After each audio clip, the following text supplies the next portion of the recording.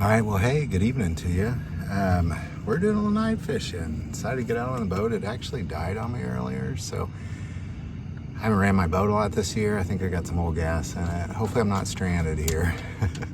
But I got Benjamin with me, and I got a paddle, worst case scenario. But that's okay, because we're out here going through the Word of God. That's awesome, man. Just awesome. So, real quick, what I'm doing here is, I believe I have some of these tiny glow sticks. I think it's a good one. Yeah, it looks like a good one. Little tiny glow stick. And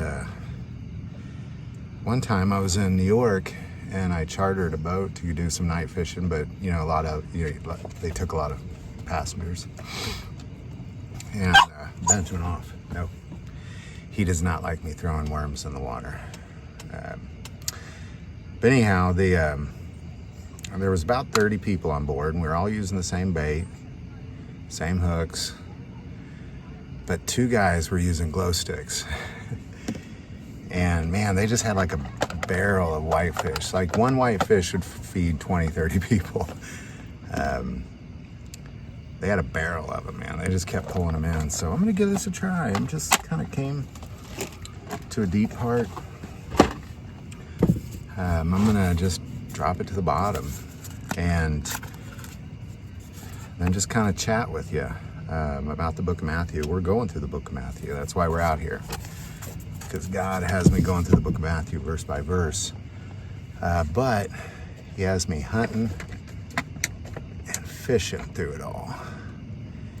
And there's some pretty big catfish in this lake. And they kind of hug the shore, and that's not where I'm at. That's okay. I just didn't want any distractions. And if there is one down there, man, it is going to find this thing for sure because of this little glow stick. Probably should have just fished off the shore, but that's okay. I wanted to get out of the boat. All right, so we're at this place in Matthew. Bear with me one second.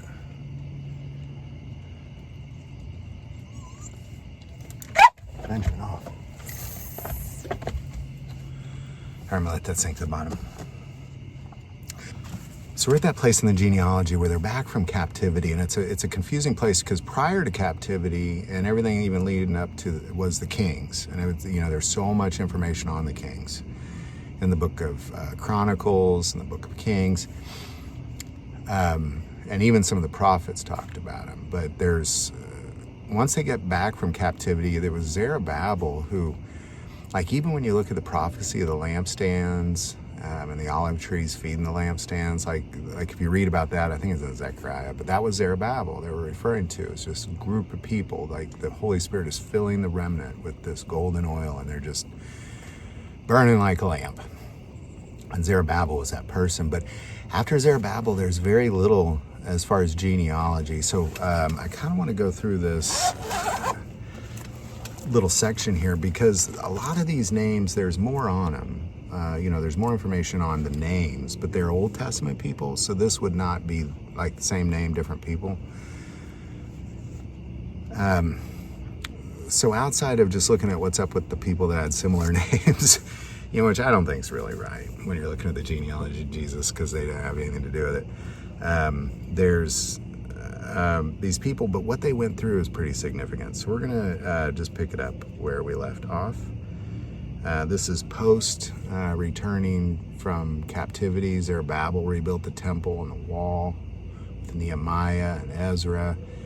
And then they had Abiud. And Abiud was the first to really be back in the law of Moses, for probably a couple centuries.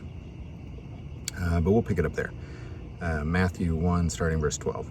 And after they were brought to Babylon, Jeconiah begot Shealtiel, and Shealtiel begot Zerubbabel, and Zerubbabel begot Abiud, and Abiud begot Eliakim, and Eliakim begot Azar. All right, I'm going to pause there for a second, because after Zerubbabel, there's just nothing on these guys, at least not that I'm aware of, not that I could find. So everybody from here to Joseph is, Matthew must have just looked at records, current records that were in Jerusalem.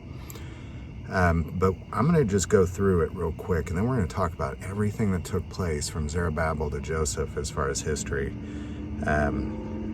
Because each one of these people, we hit them one by one, but we're just kind of at that point where there just isn't anything on these guys. But what they went through was very significant. All right, so we'll pick it up where I just left off. Azar begot Zadok. Zadok begot Achim. Achim begot Eliad. Eliad begot Eleazar. Eleazar begot Matan. Matan begot Jacob. And Jacob begot Joseph, the husband of Mary. All right, so I kind of want to just not just go through what these guys, just like, oh, so there were just some guys. Because Zerubbabel, he was part of rebuilding the temple and the wall of Jerusalem. And beyond that, Ezra, who was with Zerubbabel, was, I wish I had something to drink to clear my throat, was the first to bring the law of Moses back in. So his son would have been the first to be born into the law in a long time, centuries. But they were under control of the Persians. And it was kind of probably the best time for them when they were under control of somebody, because the Babylonians took them into captivity. Then the Persians conquered the Babylonians, and then the Persians ruled over Israel, and they released them back, and it was under Persian authority that it was literally declared by King Cyrus to build the temple and build the wall. Cyrus was good to the Jews. As far as being an authoritative figure. But of course, eventually Greece conquers Persia. And that would have been right around the time of Azar. Eliakim begot Azar. And so then now you got Greek authority, which really just kind of tried to keep it as the status quo, so to say.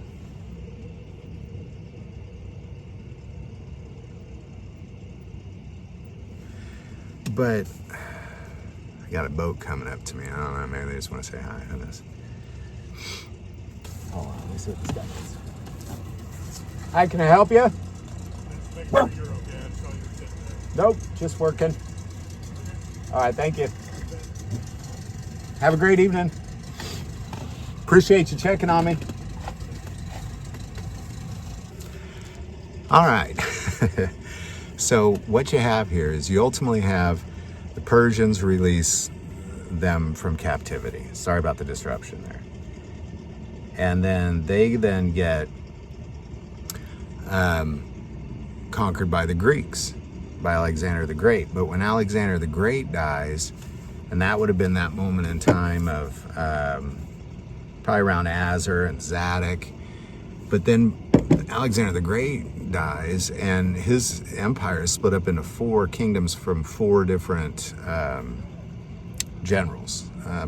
Ptolemy and Seleucus are 2 of them, and they're significant and they're mentioned significantly in Daniel 10. Not by name, but they're the kings of the north. They're part of the kings of the north and the south that they're referring to. But I can't remember which one's which, but one has control of Egypt and north into Israel, and one has control of Turkey and south into Israel. So they were friends at first, but it's an empire. Eventually they die and kings take over their empire, and they war back and forth. And that ultimately leads to really the Roman Empire conquering them. And of course the story of the Maccabees are involved in all this. This is it's not a peaceful time between Zerubbabel and Joseph, because Joseph is of course under Roman rule, Roman authority. So you got, Zerubbabel is the Persians, then the Greeks, then Ptolemy and Seleucus Empire, warring. All this is warring back and forth, and then eventually Rome. And that's ultimately what led to them. And that's what led to this moment in time where Jacob begot Joseph, the husband of Mary, of whom was born Jesus, who is called Christ.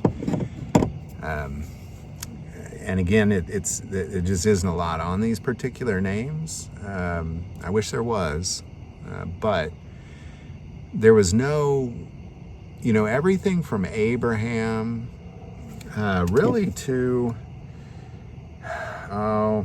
it says Josiah, but, or Jeconiah, but it's Jehonachin is really the name there, is the proper name there, or Jehoiakim. But everything from Abraham to Jehoiakim, they kind of ruled their own land. After that was it. Like, they didn't rule it, so there was no kings of Israel. There were no, if they were puppet kings, almost like governors that are under control of the Greeks or the Seleucus or the Ptolemaic empires. But literally from Zerubbabel, he comes back, he rebuilds the temple, and then you have this continual line. But what's beautiful about this moment in time is that you have Jesus coming about, and the temple's still there. The temple hadn't been torn down again yet. It's still there from Zerubbabel, when Zerubbabel built it. So even though these are kind of, I don't want to say nameless people, but storyless people, so to say, other than they would have gone through the Greeks conquering the Persians, the Greeks falling, the Ptolemaic and the Seleucus Empire rise. They just would have been through all of that, all of it, just to lead to that moment in time. So as we're kind of looking, at what took place from Abraham to Zerubbabel, it was always that they were under their own control and no longer. Once captivity began, no more until 1948, which Ezekiel prophesied about. So this is just a really beautiful moment in time, because again, you just had this rise of the Babylonians. They take them into captivity. Persians conquer them. They release them. Zerubbabel rebuilds the temple and the wall with Nehemiah and Ezra. And then the Greeks conquer the Persians, and then they fall apart and become the Seleucus and Ptolemaic Empire, and they war back and forth over generations. And eventually Rome conquers them. And now Rome is ruling Israel as Joseph is born. It's kind of a beautiful thing. But just to see that they would have gone, like all these people that we just read, they would have gone through all that stuff. So Zerubbabel begot Abiud. Abiud begot Eliakim. Eliakim begot Azer. Azer begot Zadok. Zadok begot Achim. Achim begot Eliud. Eliud begot Eleazar. Eleazar begot Matan. Matan begot Jacob. And Jacob begot Joseph, the husband of Mary, of whom was born Jesus, who is called the Christ. So there you go, man. Thanks for joining me. I don't think I have anything on my line. I feel like I would know. Unless sometimes, especially when it's a long line, they swim. Let me check it out before I cut this. Let me see if there's any tension there somewhere.